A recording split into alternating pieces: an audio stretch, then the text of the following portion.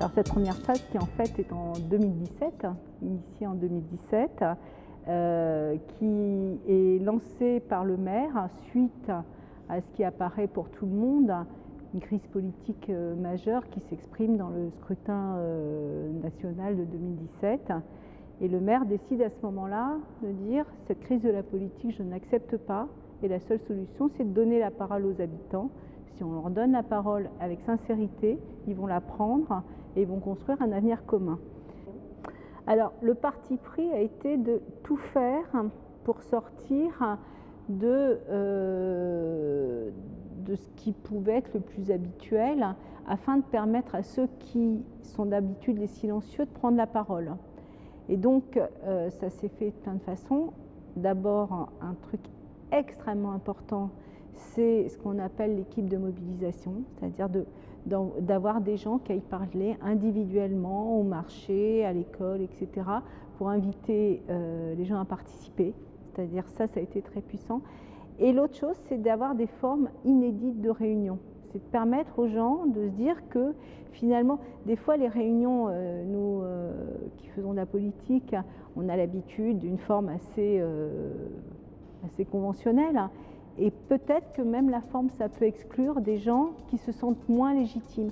Or là, quand vous faites une réunion dans le hall de la collecte du déchet pneumatique, on n'est plus dans la norme institutionnelle.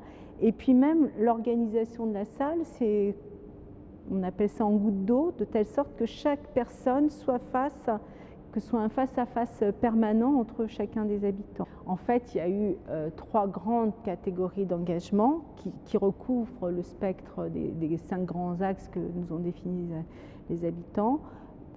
Un premier engagement majeur, c'est « Je réussis ma vie avec ma ville, priorité à la jeunesse ».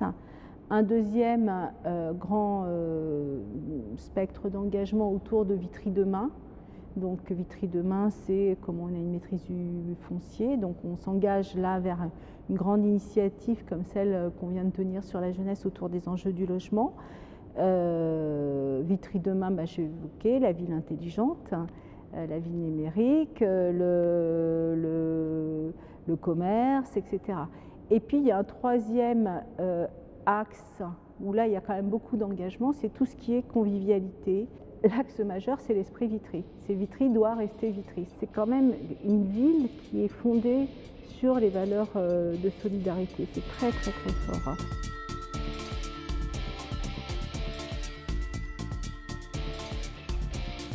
Nous, on considère que les réseaux sociaux sont d'abord des réseaux humains. Donc le numérique, c'est un outil pour que les humains se parlent plus et mieux. Et donc tout un travail de réseau social, de diffusion, Facebook, Twitter, Instagram, etc., c'est quand même articulé sur du réseau humain, des relationnels, les directeurs d'école, les centres de loisirs, etc., enfin des gens qui se parlent.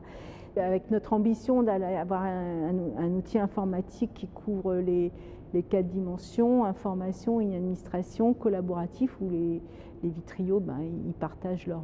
et participatif en termes de décision. Ce qui a été très frappant aussi, c'est que au-delà de nous, il y a plein de réseaux sociaux qui se sont mis en place. Je parlais des tic-tac pique-nique tout à l'heure.